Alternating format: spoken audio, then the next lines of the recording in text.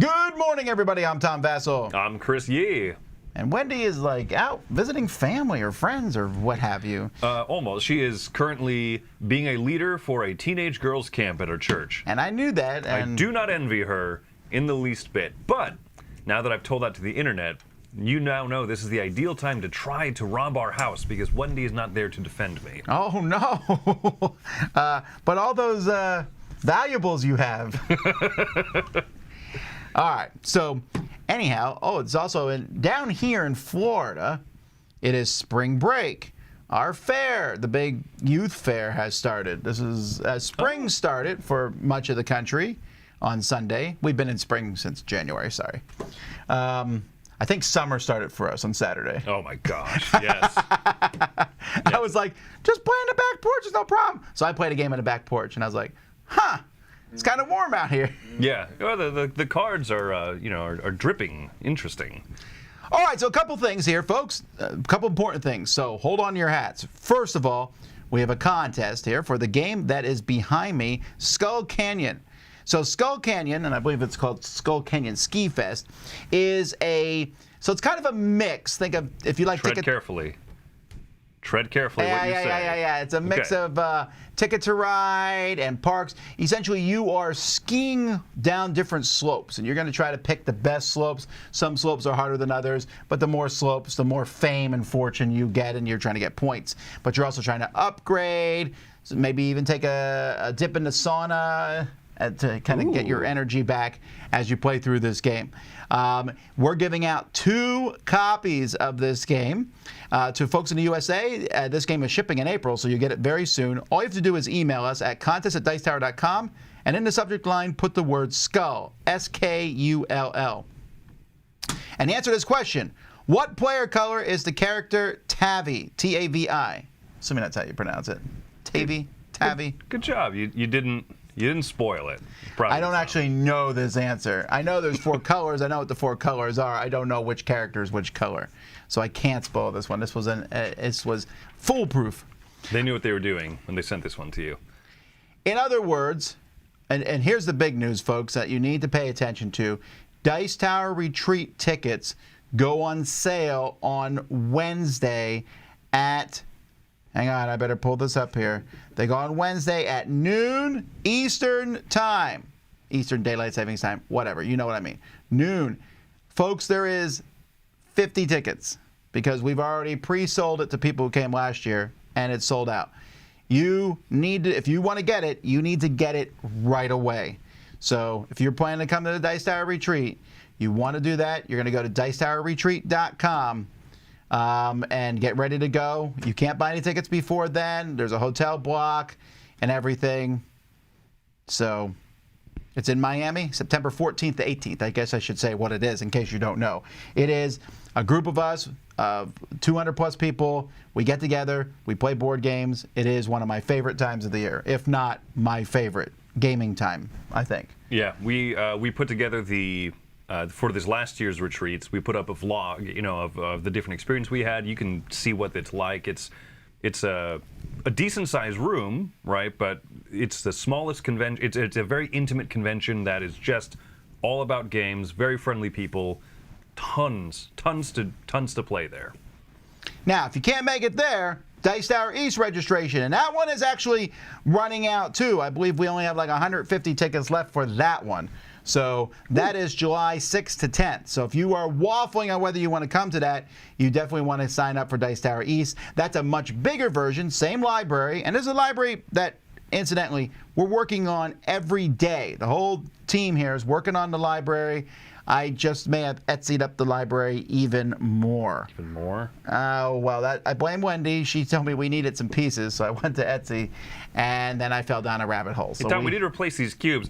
Hold on! Yeah, it's not good. But it is good for you all, though. We have a great thing, and there's going to be publishers there, people selling games. There's going to be events, top 10 lists, and I shouldn't say top 10 lists. I don't know what the events are going to be quite yet, but I'll know soon because we're working on the schedule for that right now. Anyhow, those are all the things I'm talking about this week. But again, March 23rd, this Wednesday at noon, is when tickets for Dice Tower Retreat go on sale. And I probably won't mention this ever again because I fully expect them to sell out this week. We'll see. Meanwhile, let's jump to some contributors.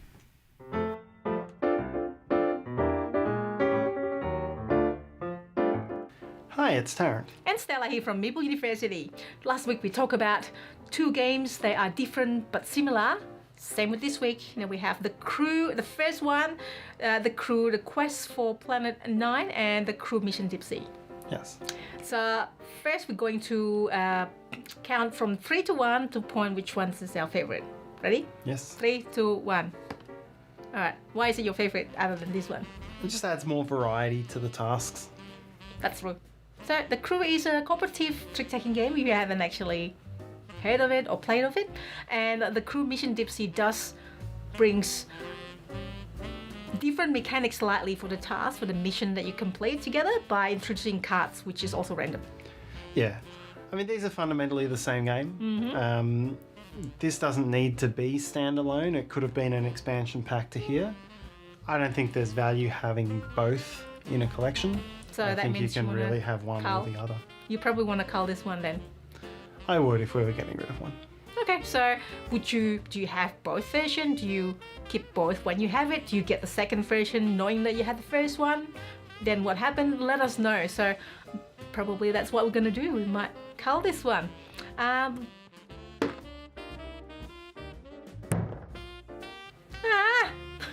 us know, and hopefully we'll see you next time. Bye!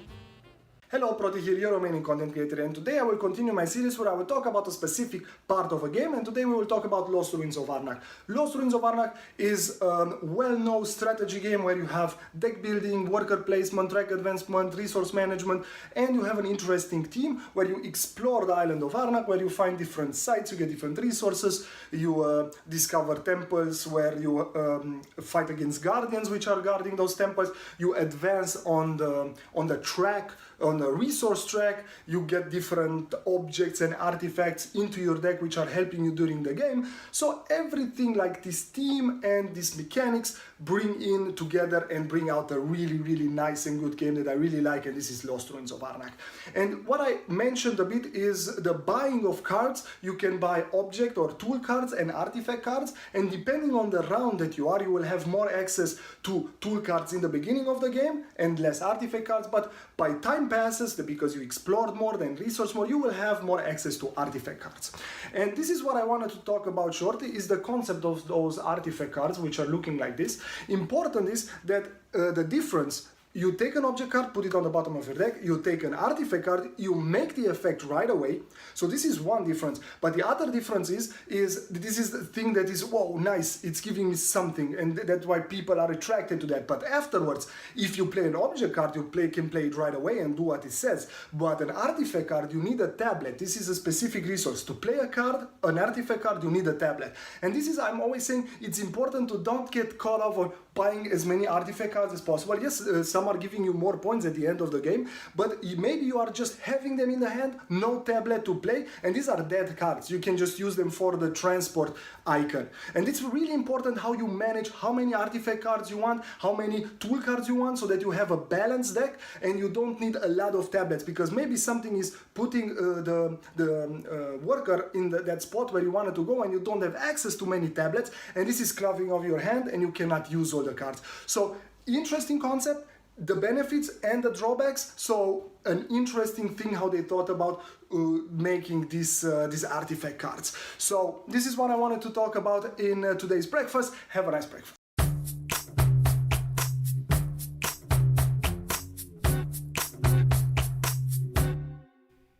We're done talking about 30 years ago. We're now into 20 years ago, and we'll be there for the rest of this year, probably. Okay. Too bad. But now Chris knows what games we're talking about. Yeah, that's fair. Yeah, the 30 because years Chris ago is ones were- 25 years old, making him able to play all these games.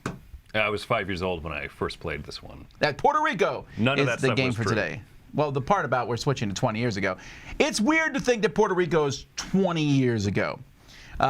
So I've been playing board games my whole life, but I got into what we call the modern hobby 20 years ago. It's been 20 years of Dice Tower reviews. And this was this game was #1 ranked on Board Game Geek at the time. Board Game Geek started in 2001, so they weren't that new. Right. It was #1 rated. It was the bomb. I got it. I remember getting it, playing it, and going, "This is the #1 game. It's fine." And I liked it. I distinctly remember the very first time I did my top 100 games of all time list. Puerto Rico was my number 99. And people were like, how is that possible? It was so low. So you played Puerto Rico. I have, yeah. It had this almost mythological status by the time I got around to playing it, because people, my friends who were getting more into strategy games as well told me, like, Chris, I heard there's this game called Puerto Rico. It has no luck in it. I'm like, okay, and Which is not quite true. There's a smidgen of luck in just it. the smallest smidgen of the reveal of buildings each round. But it was kind of this this famed Plantations. game. And by the time I actually played it, I thought, oh, okay, this is less this is less of like the earth opens up and the heavens are revealed kind of a thing, or the clouds open up and the heavens are revealed. It was fine. I actually really disliked my first play of it, and my second play of it. And my third play of it. Yeah, but I heard that you need to play a game enough +3. I will say, by the fourth time I played it, it was okay. Oh, so you played it? That's a lot of times to play a game. It's one of those things where people want to pull it out, want to play it, and it's one of those games that I'm okay with. I understand the appeal. It has almost fallen into I don't know if a meta is the right word, right? But the idea that there are winning strategies and they're understood, and if you're just kind of experimenting, you will do badly. Is this like a 6 for you then? Yeah, maybe around there, somewhere between like a 5.5 or a 6 probably. All right. Well, let's just sound like we're bashing on it. I really like Puerto Rico. It's grown for me, and the expansion has really helped, because what the expansion does is it adds in a few buildings, and you switch them in and out. Mm-hmm. So something that is a guaranteed thing. This was one of the first times I played a game on a computer. They made a Puerto Rico, at a CD-ROM, Puerto Rico. Oh, yes. That I played, and I got to practice lots of different strategies. And I really liked playing through it. I think it's fun. It's definitely a game that the level of play I want to play with either all people who've never played before or all people who've played a lot. Both of those things work really well. You have a mix of that. There is some fragility to the game. The new person's definitely going to probably help the person to their left a little bit, even if they don't mean to, even if someone else at the table's saying, hey, but then you get alpha gamery. Sure. But the main concept of Puerto Rico, which is pick an action, and everyone does that action, but the person who picks it gets a bonus, is a pretty big deal, because many games have come off of that. Some very popular games like, San Juan, which is the Puerto Rico card game, and Race for the Galaxy. All the way Terraforming Mars. I mean, there's so many games that absolutely tie that mechanism back to a mechanism that I really enjoy, and I respect a lot that it comes from Puerto Rico. And it's a pretty solid game. I am under the impression there's a reprint of it coming either this year or next year. It makes more sense if it came out this year, since it is the 20th anniversary. Yeah, that'd so be we'll cool. have to see how that looks. And like someone in the comments says, I can't imagine how it was ever number one. I guess there weren't as many gaming choices back then. Yes, there weren't as many gaming choices, but it was still very highly sought after, and it's still a really good game. And I think it's held up. If it came out today, I think it'd be one we talked about, even with the 16 Kickstarter expansions that came out with it. I almost feel like it would be better if it came out today for a lot of new gamers because of that skill disparity. That's a part of the reason, I know that's part of the reason I don't like it, is because I've always played at a table with one or two very experienced players, and that hinders how much fun I'm having with it. If it came out right now, and people are just exploring and learning the strategies, I think that it would be immensely popular because it's a really solid design. That's true. That's true. All right, anyway, 20 years ago, Puerto Rico. Hi, everybody. Hello, we are Ryan and Bethany. From Ryan and Bethany Board Game Reviews. All right, today we're talking about Libertalia. This is the new version, Winds of Galecrest from Stonemaier Games. I played the original Libertalia and I loved it, so I was really stoked to see the new version. In this one, it's the same as before. Basically, we have a huge deck of 40 cards. One person's going to shuffle up their deck. Everybody else has the exact same deck. That person's going to choose 6 cards from that deck randomly, and then everyone's going to pull out the exact same 6 cards and use those to gain as much loot and doubloons as possible, because you are swashbuckling fantasy pirates. So the way it's going to resolve is there's going to be a daytime phase where things go numerically. There's going to be a sunset phase where things go basically reverse numerically, descending order. There's going to be a nighttime phase where we're able to collect some coins possibly, and then at the end of the voyage, based off the number of days it is, you're going to cash in all of your doubloons and all of your treasure, all of your loot, and to put it into your treasure box. You're going to go on 3 voyages. Whoever has the most points wins the game. For a game that doesn't have a lot of choices and stuff, they were able to put a lot of variability in the game. With all of those cards, you play with maybe half the deck throughout the game, because you're drawing cards back and you're replaying the same cards, and then all the different choices you have on if it's going to be the sunny side or the stormy side. So they have these few choices that you have, but so many options in those. I really enjoyed how much variety there was in this game. This is a game where there's just a very few rules. It doesn't feel like there's an overburden of rules. Yeah. But you still get a satisfying game experience. I took it to a game night recently, and everyone loved it. This was a game that strategy gamers liked, party gamers liked. This is kind of, filled a gap that we, don't usually hit, and it was perfect. It was a lot of fun. Everybody, thank you so much for watching. If you want to find more of us, you can find us on Facebook or YouTube. We're Ryan and Bethany Board Game Reviews. Everybody, this is Ryan and Bethany, hoping you have a happy, healthy breakfast. Bye, everybody. guys. This is a segment where we take a look at a board game based on an IP, and I tell you if the IP and the mechanisms match. Today we're looking at Jingle All the Way by Funko Games. So everybody's going to start out with a booster, and you'll set up a 3x4 here with the rest of the toys. This is randomized, nobody knows what's down. Everybody will get 5 cards, and you're ready to play. So each round, everybody's going to play a card and be able to do the power that's on it. Once they utilize the power, whoever has the highest number, in this case 33, they can pick a toy, look at it privately, and then put it in their cart over here. And then whoever's the second most will grab a toy too. Maybe they've been able to peek at something. They can look at it privately and put it in their cart also. Then whoever is last will be able to discard as many cards from their hand. So let's say you have some cards you don't like, or some low ones, you don't like what they do. Maybe I'll discard 2. Then everybody will draw. I have 2 cards in my hand. I will draw 3 to have 5. So everybody will end the round with 5 cards in their hand. When all of these are gone, and there are no more toys in the middle, the game will end, and you'll add up what your points are. Whoever has the most points is the winner. Yes, the IP and the mechanisms do match in this. In particular, you really do feel that tension of, I gotta get the right toy for the kid, and the Cabbage Patch Kids, or in this case, a Turbo Man, is being sold out, and there's only one of them, and I gotta get to it, and how can I swap things around to do that? It reminds me of that scene in a lot of those children Christmas movies where the parents are fighting over the toy. That's what we're doing. We're fighting to get that toy. It's in my card, and our cards crash, and then you take it out, and it falls into your card, and all that kind of wackiness that goes with it. It's in this game and it works, but the game is actually pretty solid as you're playing cards down. Do you play for the power, or do you want to play for the higher number, hoping you can get one of the things, but you don't exactly know what's there, but you know what these 3 things are. By knowing what those 3 are, you know that those other 4 are not these 3, so maybe it's one of those. And that whole aspect of outguessing your opponents really works. I like Jingle All the Way. My family had a really good time with it. They love the artwork, and the IP actually fits certain aspects of the movies this one worked for us, guys.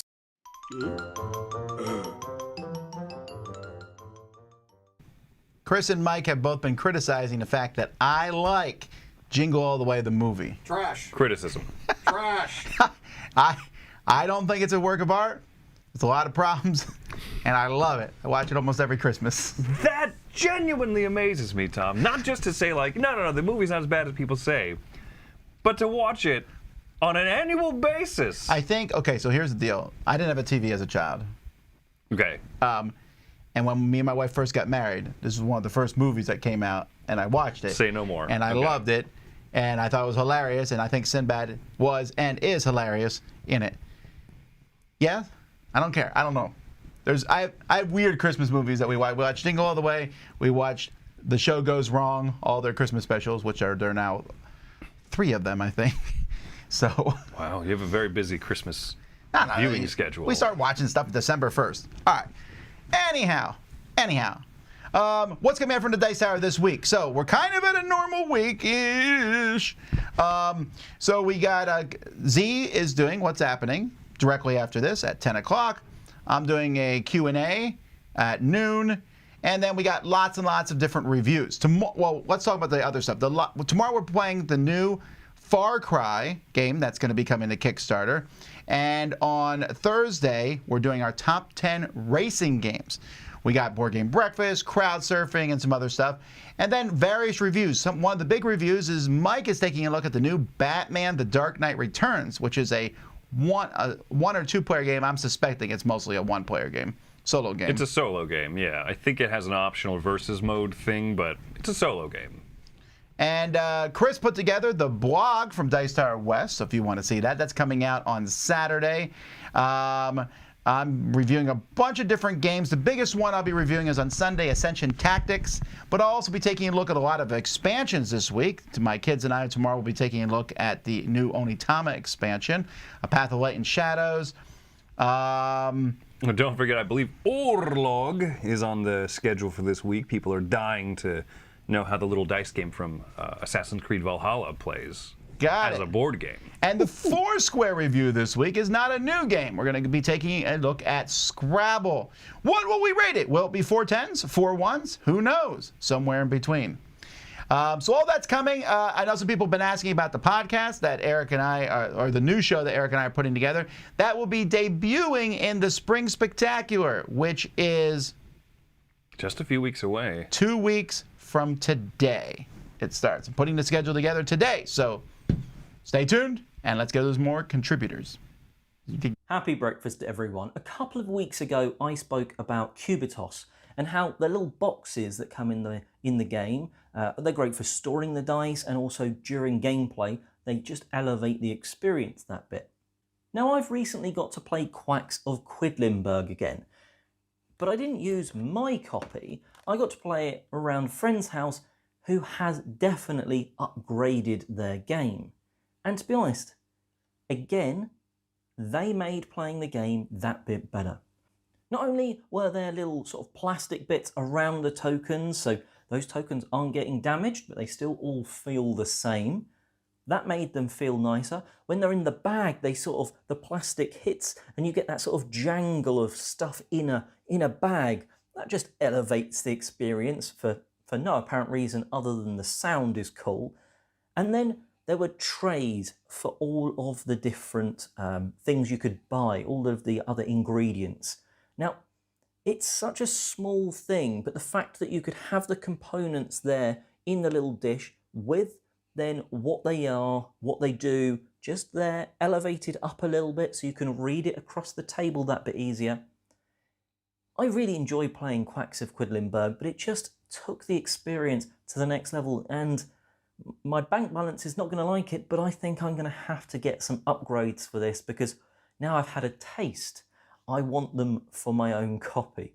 What sort of game have you gone and played around a friend's house, or maybe in a game shop or somewhere, and played with a deluxe version and gone, oh, I need that for myself now. I've got the base game, but I need to pimp it like this person has.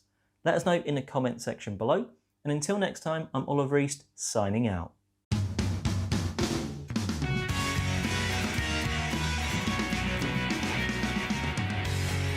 Hey there everyone, it's Jen the Board Game Librarian, flipping some pages and pushing some cubes from my new house. That's where I've been. So this is going to be a not usual board game breakfast segment. This is going to be like, what has Jen been up to for the last, I don't know, what was the last time you saw me? October 2021? So at the end of October 2021 and into November, we put an offer in on the house that we are now currently in.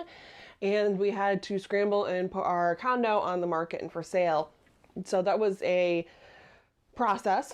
If you've moved recently, you know how challenging that has been. But we closed on both of our properties in middle of January last month. So that's where we've been. That's what's been going on. So I'm going to show some pictures of the new game room and so I'll throw in a smattering of the house as well too, just because I've gotten so many comments on it. So that's kind of what at least that has been up to. So you'll have a different view of Jen, not Jen in the dungeon, as someone once funnily said on a board game breakfast segment years ago. So yeah, the green wall is gone, folks. You have now this kind of light gray. Ooh. So yeah, that's kind of what's been going on. January 2022 was also my 4-year anniversary of being on the Dice Towers board game breakfast. So as always, I'm thankful for everyone who has supported me over the years in my kind of weird and wacky mission of making you read and making you go back to your local libraries and support them, especially now when libraries and librarians really, really need your support and help. So that's what's going to be going on. We're going to be back to our normal fare next week. And as always, happy gaming, everyone.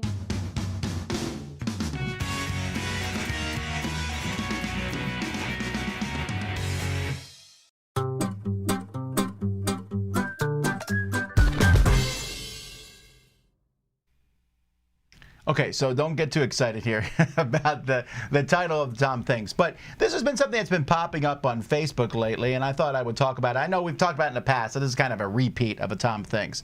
But how much do we make? So there's two answers to that. There's the Dice Tower answer, and then there's the Tom Vassal answer, which I'll know very shortly exactly how much I make. I don't actually know as much as the year goes by. But the Dice Tower, we don't talk about our finances that much. We do a Kickstarter campaign each year, so you can see how much comes into Dice Tower. Minus 10%, by the way, and minus the fact that some people don't give you what the pledges said. But there's other things that come in. We get income from YouTube, we get income from advertisers, and things like that. There's income that comes in. But I don't publish our books to the public because, frankly, there's a couple reasons for that, but it's the same reasons why I don't say how much Tom Vassal makes or how much Chris makes. Not to mention one of them is, at the top of my head, I don't know either one. Let me make something clear. You pay me a lot in exposure. You said soon I'll get promoted to I want to be really clear. Intern. Do not do this to me, Chris. We'll get yelled at about this. No. But I've seen some people online have talked about, hey, you need to post your salaries online. This is a big push by some people. I've noticed it's not a push by everybody, but it's a big push. And I don't want to get into the politics of why people think you should do it or not do it, the proletariat, the big man keeping you down. I am the big man in this picture, in a sense. Yes. The main reason we don't put our salaries online is it's none of your business. I mean that in a kind way. You say, no, we support the Dice Tower. Well, I'm assuming you support Dice Tower because we're giving you a product that you think is worth supporting. We put out a year's worth of content. We try to put out a lot of content. I think we succeed. This week we have so much content coming out. Humble brag. Huh? Humble brag. No, that's just a brag. Yeah. Okay. Okay. But then you donate towards that. You don't have to, but you do. So it's a transaction of sorts. But I do know this: if we posted our salaries online, instantly we would get so much negative feedback. No matter what. Either I don't pay my people enough money, which you might agree on, or I pay myself too much, or how exactly are you spending the money? Nothing good would come of it. And I know this because I can go on my own basis. If I ever see anybody's salary, from the President of the United States to anyone, their salaries posted, my first reaction will be either, wow, I can't believe they work for that little, or they get paid too much. Yeah, That's inevitably. always the first thing I think. Inevitably, yep. So that's why we don't do it, because we already take heat. People already think I'm a half millionaire, not understanding how businesses work. You know, people are like, oh, you got almost $400,000 in a Kickstarter. You're right, we did. Much of that's in my bank account, and every day it's like leaving, but not into my pockets. You know, it goes out to business expenses. We're paying rent. And again, I don't feel like I should have to explain that to people. That stuff seems obvious, and yet those remarks are made. If we posted our salaries online, it would be even worse. Coming from the field of accounting before working here, I mean, just the idea that people's understanding, generally speaking, of business costs and business expenses and stuff, and profits versus profit margins, there's just a lot of, it's so easy to misinterpret how much is coming in versus how much is going out, and it just always happens. Even as accountants, we have to look at company charters and stuff and remember, okay, this is in a complete different league than I'm used to, and so it's easy to get caught up in, as Delicia would say, the details, but realizing that you're not an expert in that topic. I don't know the expenses, honestly, myself of the Dice Tower. I imagine they're tremendous. And I work here. I cause some of those expenses, and I'm not sure what they all are. Now, don't get me wrong. If I'm required to disclose my income and stuff, and I've only had to do that twice. I have to do it every year to the IRS, which I do. And last year when we bought this studio, the mortgage company made me lay my soul bare to them, giving them information that I haven't given anybody, you know. They want to know everything. So be it, you know, that's the way it is. And so I'm not trying to cheat anybody out, and I promise you, we're not making bank. I saw someone had a comment like, Tom Vassel's making bank. I'm very clearly not. Do you see the way I dress? Hey-o. No, so I mean, we're fortunate. We are very fortunate that I'm able to hire people and that we have income coming here through the Dice Tower. I've noticed that most of the people who usually yell about how much they make usually make a very, very small amount, so that's easy to put out there because it makes you look good. But any number that we put is not going to make someone happy somewhere. So this is about the extent of me talking about it. I don't usually get into these conversations. I don't usually jump into them. So, and again, I don't even put out all our expenses because I don't need 6,000 taskmasters saying, you spent that much for a computer? You guys should be switching to PCs. Get off the Mac. You know what I mean? Everything we did, people be like, I don't know if that was worth it. Because sometimes I do spend money and it's not worth it. We buy something and we're like, well, that was a waste of money. That was a waste of time. But you got to try things too, because if we don't ever change or innovate at all, then we would still be recording in 360p, and you'd be loving all of our videos in nice, ultra low definition. Now, I want to be clear that we have not been getting. This has not been a thing that's been I mentioned this because I saw some talk about it on Facebook and it made me think of it. We have not been having people email us and be like, tell us how much you make. There's not been a thing. I'm just talking about this because I was looking for a Tom Thinks of the Week to talk about. But that's what I think. Hi, this is Ambi from Board Game Blitz, and today I'm going to talk about Elementary, a Sherlock-themed memory game that you can print and play for free.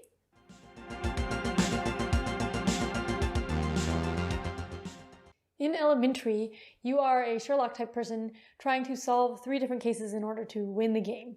Solving each case gives you reputation points, but failing makes you lose reputation, and if you get to 0, then you automatically lose and can't continue.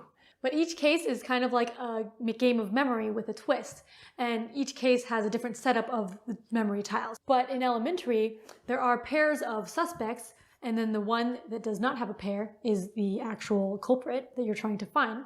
And there are also event tiles that are mixed in among the tiles, and those do different special actions, either good or bad, and they stay face up after you flip them over. In each case, you get a limited amount of time or turns, and on your turn, you're moving your pawn around on the tiles in order to flip over those. So it's not just like memory because there's a spatial aspect to being able to move your pawn to the right spot. So whenever you land on one of the suspect people, you can choose to flip over another tile and try to match them up, and then they'll stay face up.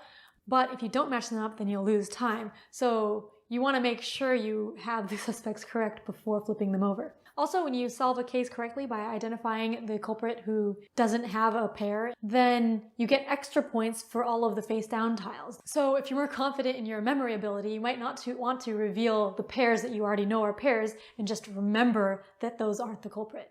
So just like in the memory card game, elementary can be really easy if you find matching pairs early on right after another in a row, but it can also be really difficult to keep track of if you find all of the single cards before finding any of their matches. But overall, it's an interesting twist on the memory game with the added restriction of movement and the event tiles and the time limit and scoring.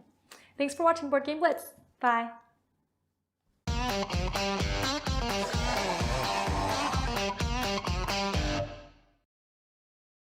Assalamu alaikum. Jaipur is a lovely two-player only trading kind of game where you're using a hand of cards about making set of cards and then selling them at high profits. The more sets you make, then the more profit you can make out of it.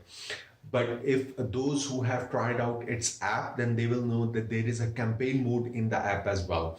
In the campaign mode, there will be certain objectives that will be offered to you, which adds a little bit more variety, and you can get more gameplays out of those because you are always trying to try something new in each of the missions of that.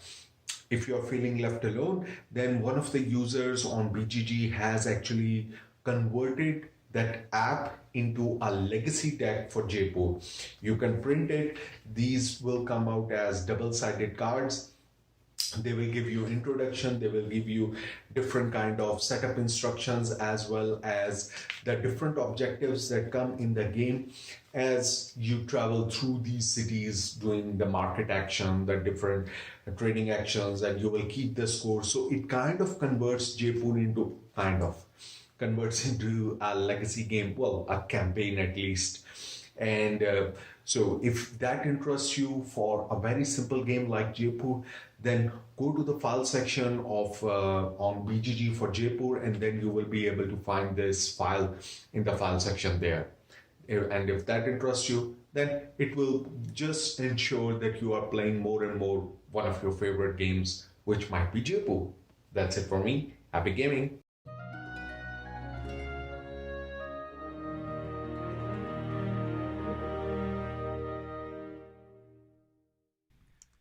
So this weekend, I took a look at a film that you actually recommended my way. I believe that you recommended it. I sort of recommended it. You sort of but I'll talk about that in a second. Sure, yeah. The Adam Project. This is a new film that's on Netflix.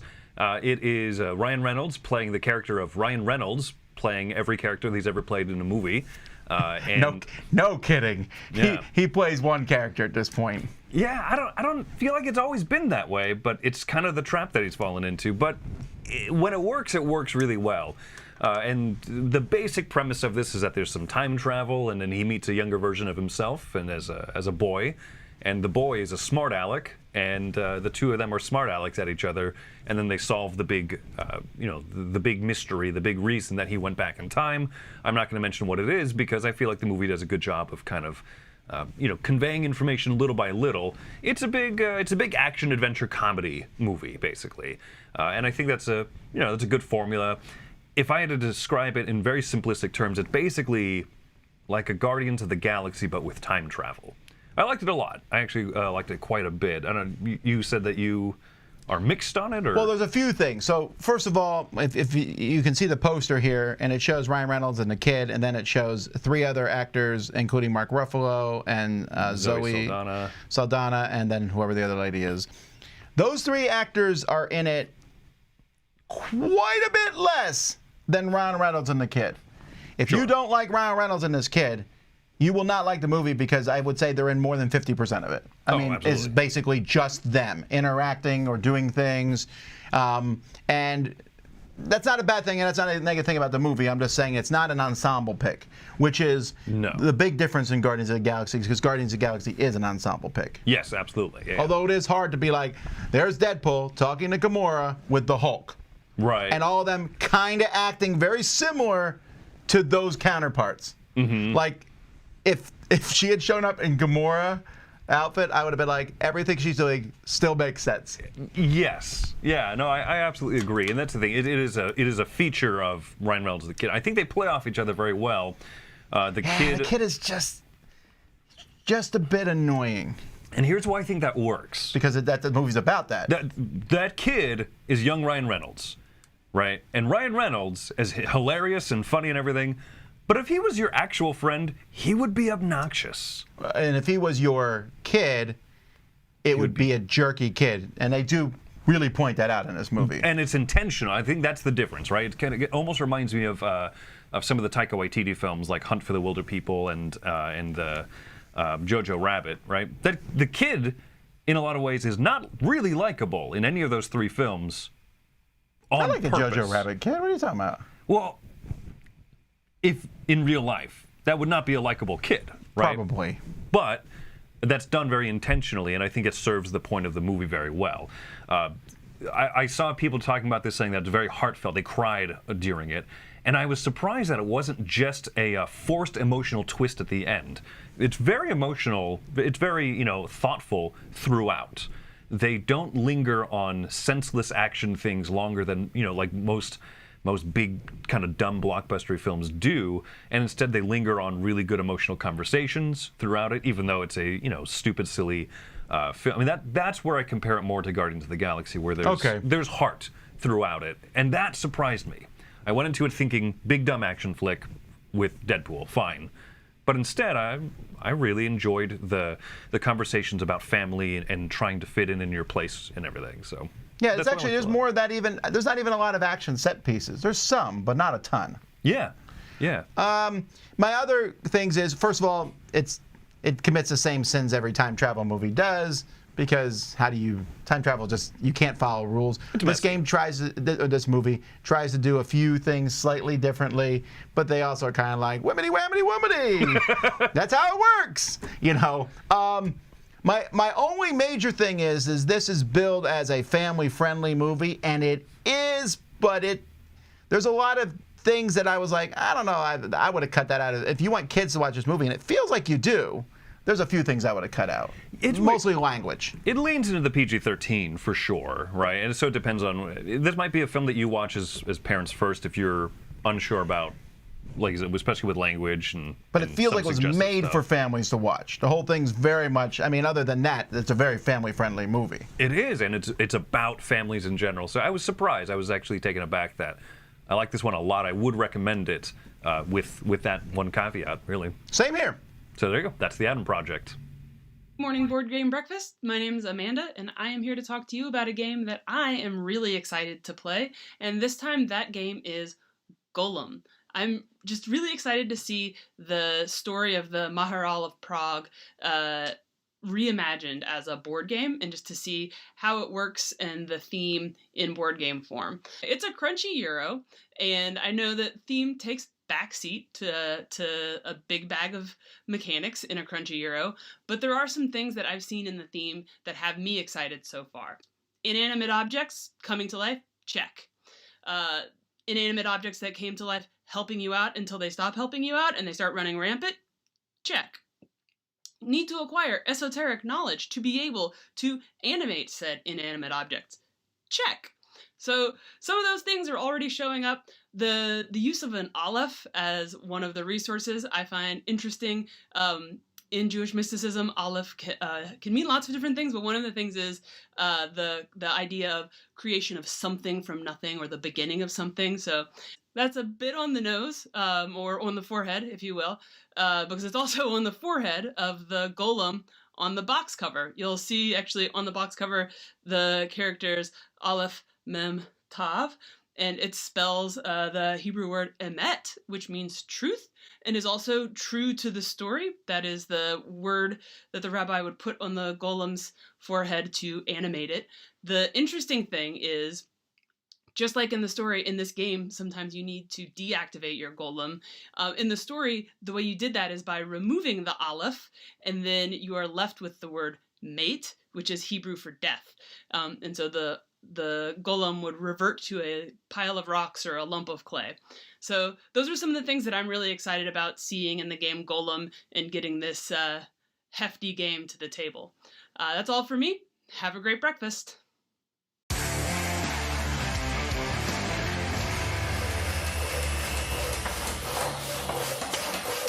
Hey there, Jeff from Tabletop Toolbox here, continuing my look at my top 10 things and stuff from 2021. Now, a few housekeeping items to start this off. First, I know you've seen these videos a little out of order. I was warned that that could happen. And second, the last one on this list, which I'm hoping you've seen recently, took me something like 3 days to edit down. Now, I'm back in the office for the first time this year, so in order to help me get through this list, I'm going to tone things down just a little bit for these last few videos. For this one, though, I did get myself a little hat.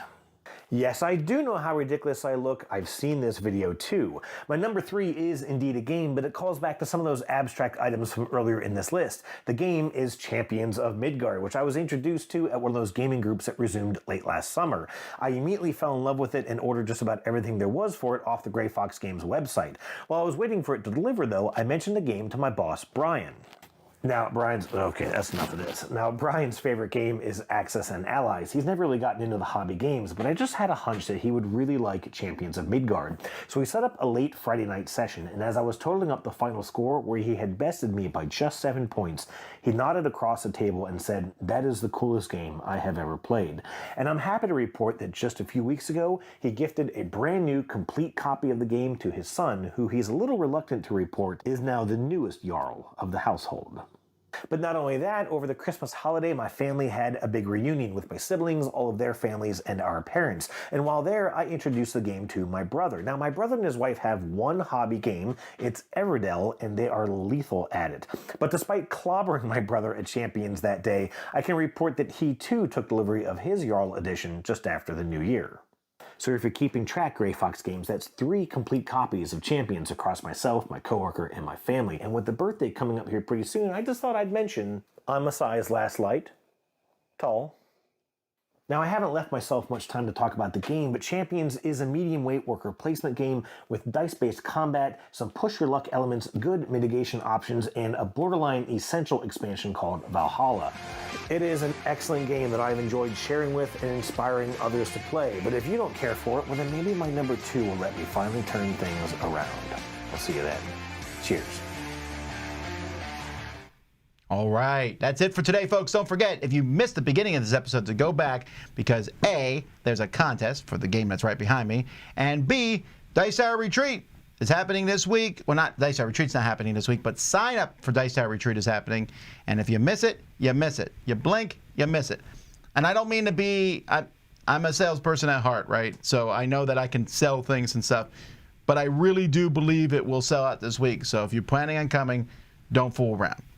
All right, well, that's it. In just 14 minutes, Z is going to be live with What's Happening, and then I'll be back at noon with a Q&A, and we got all kinds of stuff going up this week. But until next time, I'm Tom Vessel. I'm Chris Yee. Have fun. I don't have anything. Skiing. Oh, wait, spring is here. Thanks for watching Board Game Breakfast. Tune in each week for your daily dose of gaming goodness with Tom Vassell and all the gang. Until next time, I'm Eric Summerer, and you've been watching Board Game Breakfast, a Dice Tower production.